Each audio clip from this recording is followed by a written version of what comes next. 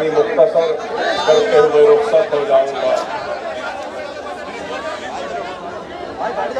ज़्यादा तवील तकरीर नहीं करूंगा क्योंकि बहुत सारे मुक़र्रिरीन यहाँ पर मौजूद हैं और आपको उनको भी समाअत फरमाना है। तो मैं अपनी बात को 10 से 15 मिनट में खत्म कर दूंगा और अपनी बात का आगाज इस बात से करूंगा कि हिंदुस्तान की सियासत 2014 में एक नई करवट लेना शुरू की और 2014 से लेकर आज तक हिंदुस्तान के मुख्तलिफ मज़ाहिब के मानने वालों को आपस में बांटने की एक मुनज़्ज़म साजिश के जरिए नफरत की सियासत को आगे बढ़ाया गया और मजहब के नाम पर बांटकर इस मुल्क को कमजोर करने की एक मुनज़्ज़म साजिश रचाई गई और हिंदुस्तान का दस्तूर हिंदुस्तान के हर शहरी को बराबर का हक देता है। हिंदुस्तान का दस्तूर ये नहीं कहता कि ये अव्वल दर्जे का शहरी है या ये दूसरे दर्जे का शहरी है, बल्कि हमारे मुल्क का दस्तूर हिंदुस्तान में रहने बसने वाले और पैदा होने वाले को, हर किसी को, चाहे वो किसी भी मजहब के मानने वाला क्यों न हो, उसको बराबर का हक देता है। और दस्तूर ने न सिर्फ बराबर का हक दिया बल्कि हमारे दस्तूर ने हर किसी को आजादी के साथ अपने मजहब पर चलने का भी इख्तियार दिया। हिंदू को इख्तियार है कि वो अपने मजहब पर बराबर चले, तो मुसलमान को भी हक व इख्तियार दस्तूर ने दिया कि वो अपने मजहब पे बिना खौफ के अपने मजहब पर चलते रहे। सिखों को भी उनके मजहब पर चलने का हक दिया तो ईसाइयों को भी दिया। तो बहरहाल हर मजहब के मानने वालों को ये दस्तूर ने इख्तियार व हक दिया कि वो अपने मजहब पर आजादी के साथ अपनी इबादतें कर सकते हैं और अपने मजहब पर अपनी जिंदगी को गुजार सकते हैं। लेकिन आपने, हमने, सबने देखा है कि 10 बरस से सिर्फ मजबूत नहीं बल्कि कमजोर करने की कोशिश की जा रही है। तो आज अगर मैं आपके दरमियान में खड़ा हूं तो यही बात कहने के लिए खड़ा हूं कि सबसे पहले तो हमको आपस में मजहब के नाम पर नफरत को पैदा करने वालों को कमजोर करना होगा और हमको इनके इश्तियाल में आए बगैर हिंदुस्तान जो एक गुलदस्ता है हिंदू, मुस्लिम, सिख, ईसाई का, इस गुलदस्ते को साथ में रखते हुए हम सबको एक होकर अपने हक की लड़ाई को लड़ना होगा। अगर हम भी उनकी साजिशों का शिकार हो जाएंगे और मजहब के नाम पर अलहदगी इख्तियार करेंगे तो फिर हम उन अनासिर को कामयाब कर रहे हैं जो मुल्क को कमजोर करना चाहते हैं। और आपने, हमने मुसलसल देखा है कि 10 बरस से अगर इस मुल्क में नाइंसाफी का अगर कोई शिकार हो रहा है तो अफसोस के साथ कहना पड़ता है कि हर जगह पर मुसलमानों को दूसरे दर्जे की शहरी के नजर से देखा जा रहा है, तो उसको सिर्फ या कभी गोश्त के नाम पर या अज़ान के नाम पर या हिजाब के नाम पर اس پر ظلم و زیادتی کی جاتی ہے. کبھی حجاب کے نام پر اس کو تعلیم کو ترک کرنے پہ مجبور کیا جاتا ہے تو گوشت کے نام پر یا بیف کے نام پر بازاروں میں اس کو لوچا جاتا ہے اور پھر غیر غلط باتیں کہتے ہوئے رامزادے فلانزادے کہتے ہوئے ان کو ڈرایا اور مارا جاتا ہے. نہ صرف یہ بلکہ آپ یہ بھی دیکھ رہے ہیں کہ طلاق ثلاثہ کا قانون ہے تو پھر وہ بنایا گیا تو اس کے بعد CANRC کا قانون اور آج آپ اور ہم یہاں پہ جمع ہوئے ہیں تو وقف کے جو ترمیمات لائے گئے اس کے احتجاج میں آپ اور ہم یہاں کھڑے ہیں. تو میں یہ اس بات کو سمجھنے سے قاصر ہوں کیا ہندوستان کا مسئلہ مسلمان ہے؟ ہندوستان کا مسئلہ مسلمان نہیں ہے. ہندوستان کا اگر سب سے بڑا مسئلہ ہے تو وہ روزی کا ہے، وہ روٹی کا ہے، وہ خوشحالی کا ہے، وہ ترقی کا ہے، وہ نوکری کا ہے. لیکن آج ہندوستان پر مہنگائی کی بات نہیں ہوتی، روزی روٹی کی بات نہیں ہوتی، ہندوستان کی کمزور معیشت کو استحکام دینے کی بات نہیں ہوتی. ہندوستان میں آج کئی لوگ کے پاس شوچالے نہیں ہے اس کی بات نہیں ہوتی. لیکن اگر ہوتی ہے تو صرف نفرت کی بات ہوتی ہے، تو صرف مذہب کی. اور میں یہ بھی کہوں تو غلط نہ ہوگا کہ قانون بن رہے ہیں تو صرف اور صرف مسلمانوں کو کمزور کرنے اور مسلمانوں کو تکلیف پہنچانے کے لیے. اور یہ قانون بھی اگر بنایا گیا تو میں بھی 6 مرتبہ مسلسل ایوان اسمبلی میں مجلس کے نمائندگی کرتا ہوا حلقہ چندرائن گٹے کی عوام نے مجھے منتخب کیا، ایوان میں گیا.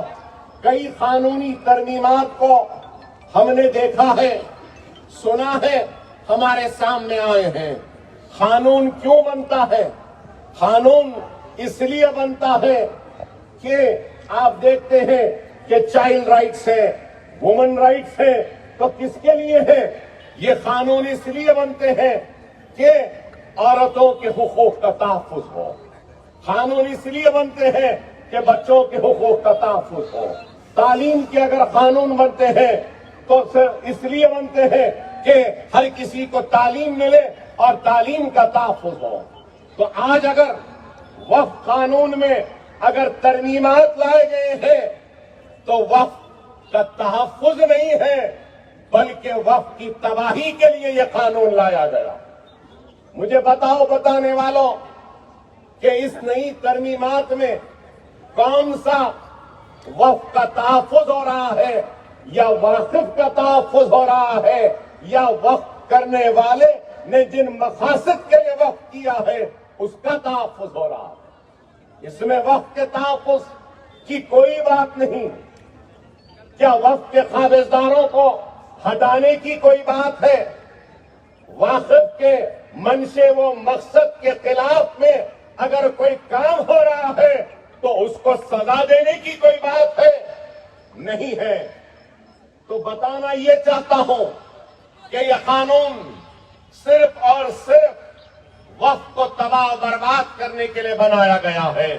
اور آج اگر ہم یہ بات سمجھیں گے کہ اس قانون کے بننے سے یا اس کے ترمیمات سے ہم کو کیا لینا دینا ہے، ہمارا کیا فائدہ ہوا ہے آج تک، اگر کوئی فرد یہ سوچ رہا ہے تو میں اس شخص کو آج جواب دینا چاہتا ہوں کہ آج ہماری جتنی مساجدیں ہیں اس قانونی ترمیمات کے بعد، اس قانون کے بعد میں آج ہماری مساجدیں محفوظ نہیں ہیں. آج اس قانون کے بعد میں ہمارے عاشورخانے محفوظ نہیں ہیں، ہمارے درگاہوں کے خانقاہ محفوظ نہیں، اور آج اس قانون کے بعد عاشورخانے محفوظ نہیں ہے. تو آج آپ اور ہم کو منظم ہونا ہوگا، متحد ہونا ہوگا، اور مسلم پرسنل لا بورڈ کے جو بھی اعلانات ہوں گے، احتجاجی پروگرام ہوگا، ہم کو لبیک کہتے ہوئے ایک دوسرے کا ساتھ دیتے ہوئے آگے بڑھنا ہوگا۔ اگر ہم منظم نہیں رہیں گے، متحد نہیں رہیں گے اور صرف انہی باتوں میں مبتلا رہیں گے کہ اس سے ہمارا کیا فائدہ ہے، تو میرے بھائی ہم ایسے سوالات یا ایسے باتوں سے ہمارے مخالفین کو ہم مستحکم کر رہے ہیں، مخالفین کو کامیاب کر رہے ہیں۔ آپ کو اور ہم کو اس بات پہ غور و فکر کرنی ہوگی کہ یہ قانون جو بن رہا ہے آگے جا کر شاید میں غلط ہوں، میری بات سے کوئی اتفاق نہ کرے، لیکن میں یہ کہوں گا کہ آج یہ ملک ہم سے ہماری شریعت کو بھی چھیننا چاہتا ہے۔ اگر آج اس قانون کے خلاف ہم منظم ہوں گے، متحد ہوں گے اور لبیک کہتے ہوئے مسلم پرسنل لا بورڈ کے پرچم تلے ہم ایک جگہ جمع ہو کر آگے بڑھیں گے تو اس قانون کو ہم واپس لینے کے لیے ہم اور آپ کا اتحاد مودی سرکار کو مجبور کرے گا کہ وہ قانون کرے۔ قانون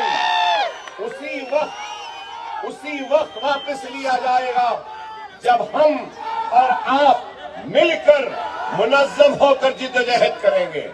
اگر ہم اپنی جدوجہد میں صرف جوش رکھیں گے تو یاد رکھو صرف جوش سے منزل نہیں ملتی، اگر منزل کو حاصل کرنا ہے تو ہم کو جوش کے ساتھ ہوش مندی کی بھی ضرورت ہے، اور جس قوم کے پاس جوش بھی ہے، ہوش بھی ہے، تو کامیابی و کامرانی اس قوم کی یقینی ہے۔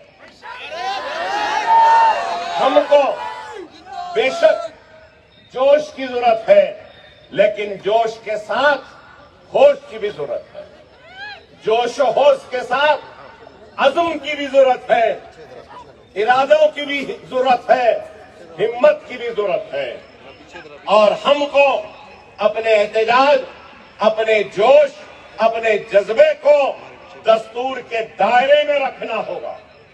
ہم کو کوئی ایسا کام نہیں کرنا ہے جس کے ذریعے ہمارے دوسرے شہریوں کو تکلیف ہو۔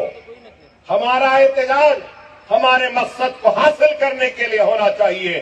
ہمارا احتجاج ایسا ہونا چاہیے کہ ہمارے احتجاج، ہمارے جوش، ہمارے جذبے کو، ہماری ہمت کو دیکھ کر ایک ہندو بھائی بھی ہمارے احتجاج میں جڑ جائے۔ ہمارا احتجاج ایسا ہونا ہے کہ ہمارے احتجاج میں سکھ بھی آ جائے، عیسائی بھی آ جائے، اور ہر سیکولر ہمارے احتجاج میں آ جائے۔ یہ ایک حکمت کے ساتھ ہم کو آگے بڑھنا ہوگا۔ یہ قانون بہت ہی کالا قانون ہے میں کہوں گا، اور بہت ہی خطرناک قانون ہے۔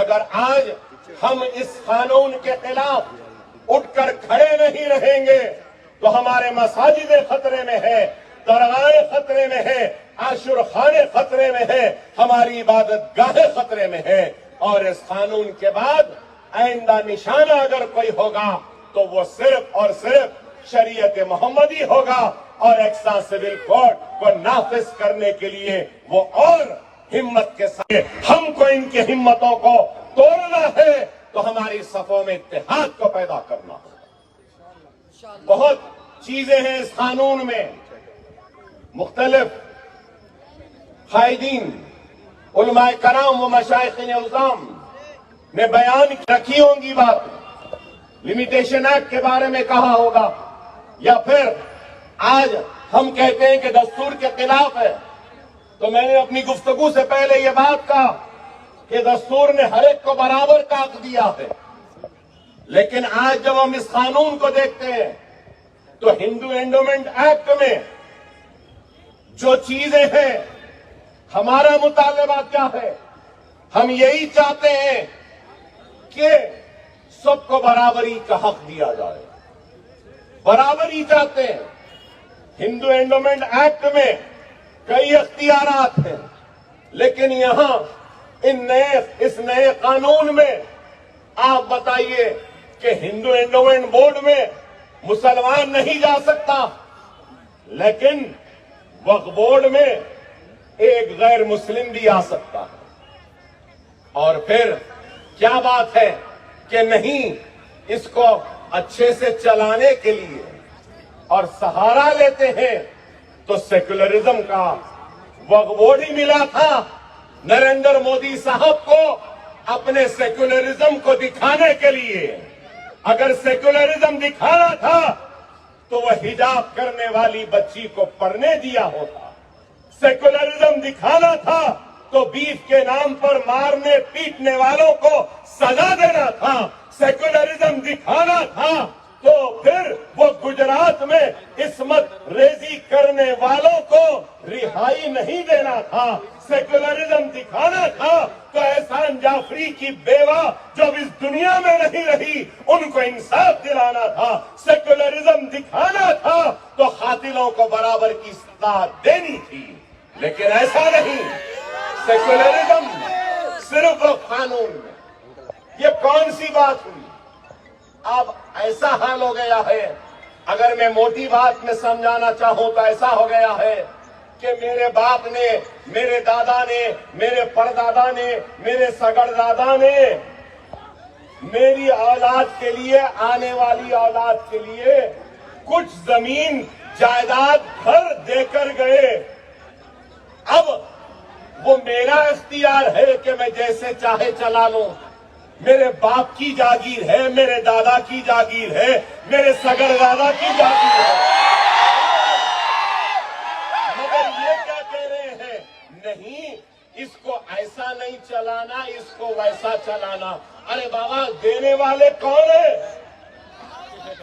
دینے والا میرا باپ ہے، میرا دادا ہے، میرا سگردادا ہے۔ مطلب یہی ہے، آج جس طریقے سے وقف بورڈ اور اوقافی زمین میں مداخلت ہو رہی ہے، کل کے دن یہی ہوگا کہ اگر آپ کے باپ دادا نے آپ کو گھر دے کر گئے ہیں تو یہ لوگ بولیں گے کہ نہیں، تم کو گھر چلانا نہیں آ رہا، ہم تمہارے گھر کو چلائیں۔ ایسا ہی ہو گیا ہے، یہی ہے۔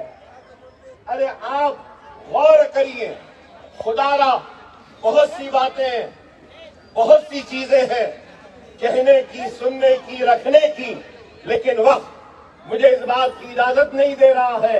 میں آپ سے یہی کہوں گا کہ وقت اور حالات کی نزاکت کو سمجھو۔ خدا را انتشار اور منتشر مت رہو۔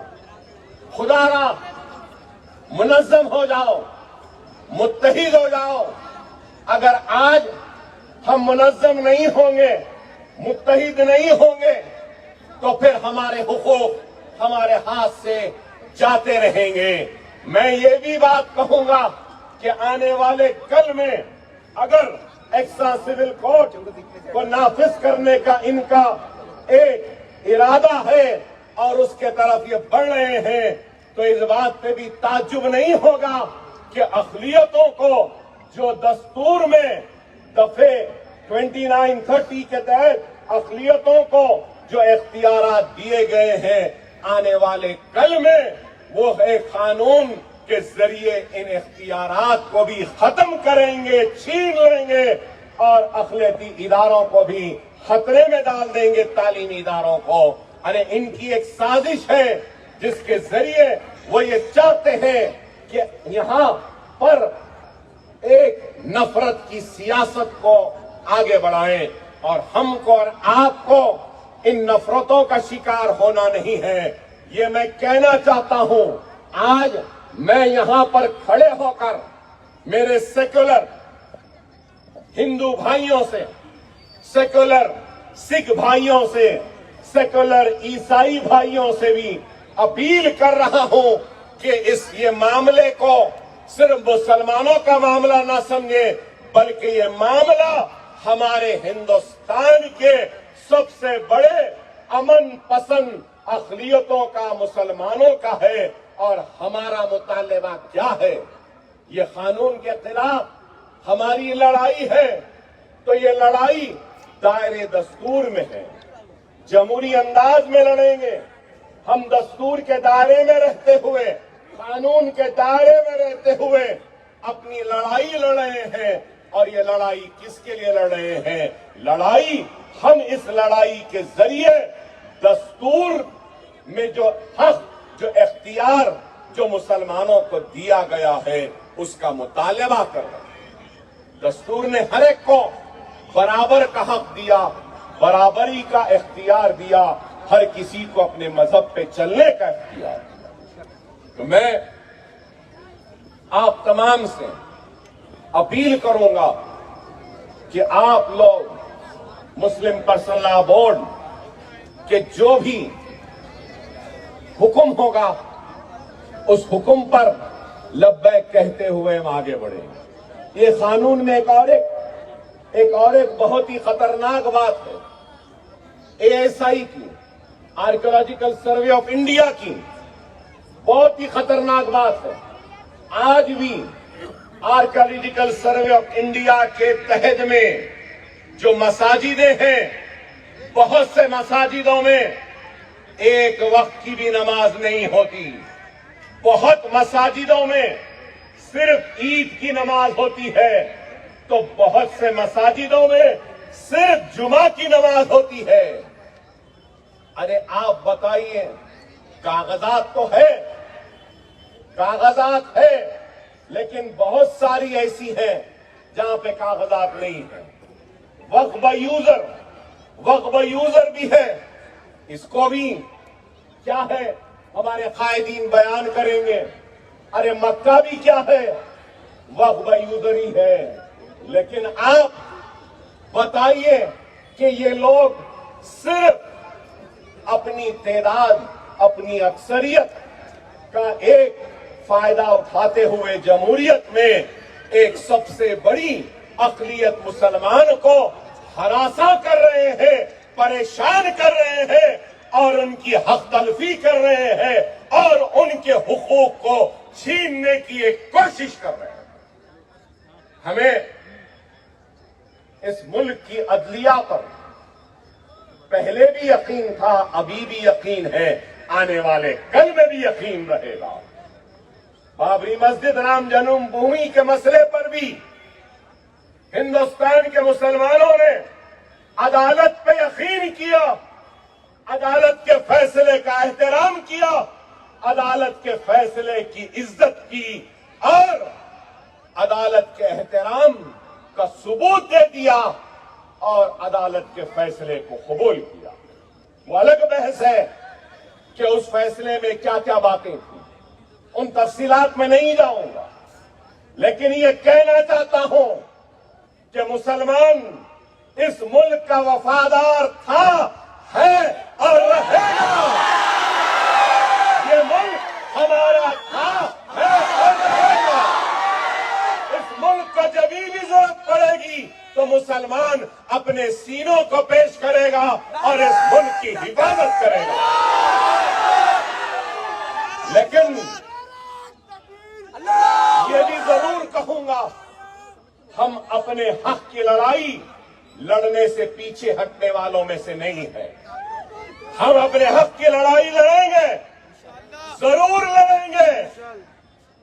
अगर हमको बीफ के नाम पे लोचा गया तब भी हम आवाज को बुलंद करेंगे। चेहरे पे दाढ़ी देखकर हमको गोली मारेंगे तब भी आवाज बुलंद करेंगे, इंसाफ की पुकार लगाएंगे। अगर हमारे बच्चियों को हिजाब के नाम पर तालीम से महरूम रखेंगे तो तब भी एहतजाज करेंगे। अगर रामजादे फुलाजादे कह के हमको मारेंगे, गाली देंगे, तब भी हम अपनी आवाज को बुलंद करेंगे। वक्फ कानून के खिलाफ आज भी आवाज बुलंद कर रहे हैं, लेकिन हमारी आवाज, हमारा एहतजाज दस्तूर के दायरे में रहेगा, कानून के दायरे में रहेगा और कानून के दायरे में रहते हुए हम अपना एहतजाज करेंगे और अपने मकसद को हासिल करेंगे। आपकी जिम्मेदारी है कि सिर्फ आज जलसों में शिरकत कर लिए इससे नहीं बल्कि हमको आज इस मुकाम से तय कर उठना होगा कि हम मुस्लिम पर्सनल लॉ बोर्ड के परचम तले जो भी एहतजाजी प्रोग्राम का ऐलान होगा, हम खाने से खाना मिलाकर इस एहतजाज में शरीक होंगे। किसानों ने क्या खूब एहतजाज किया था, क्या किसानों ने एहतजाज नहीं किया? कानून को वापस लेना नहीं पड़ा? तो हम भी अगर वैसा ही या उससे अच्छा एहतजाज करेंगे, मुनज़्ज़म रहेंगे, मुत्तहिद रहेंगे, तो जरूर हमारा एहतजाज, हमारा इत्तेहाद मोदी सरकार को मजबूर करेगा कि वो इस कानून को वापस, और इंशाअल्लाह ताला अल्लाह जरूर हमको कामयाबी और कामरानी अता करे। अल्लाह जरूर हमको कामयाबी और कामरानी अता करे। अल्लाह जरूर हमको कामयाबी और कामरानी अता करे। मुझे यकीन है, मेरा ईमान है कि हम कामयाब और कामरान होंगे। बस आप मुनज़्ज़म रहिए, मुत्तहिद रहिए, और जो भी एहतजाजी प्रोग्राम का ऐलान होगा लब्बैक कहते हुए आगे बढ़िए। और भी बहुत से मुक़र्ररीन हैं, तो मैं आप तमाम से इजाजत लूंगा।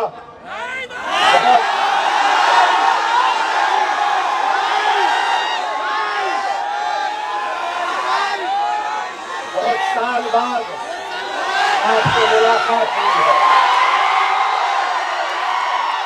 अल्लाह आपकी इस मोहब्बत को ऐसे ही कायम रखे।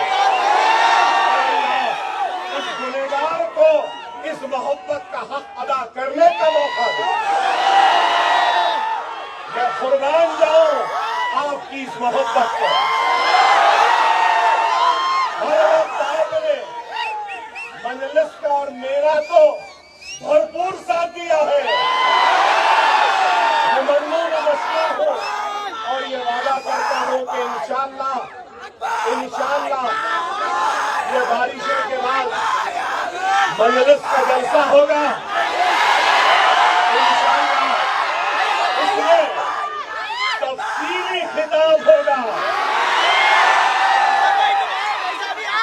और जो सुनने आते हैं वो जरूर सुना के जाओ। अब आपसे रुख्सत चाहूंगा। इसको चलते हुए हमारे हुकूमत तेलंगाना के मुशीर मोहम्मद अली शब्बीर साहब मौजूद है। मैं शब्बीर साहब से सिर्फ एक रिक्वेस्ट करूंगा कि 3 महीने से इमाम और मौज़मीन का जो तनख्वाह है वो नहीं दिए। रमजान में आ गई, मैंने भी चीफ मिनिस्टर साहब से नुमाइंदगी की है। मेरी नुमाइंदगी को आपकी नुमाइंदगी के जरिए और ताकत मिलेगी। उम्मीद करूंगा कि आप इनके लिए भी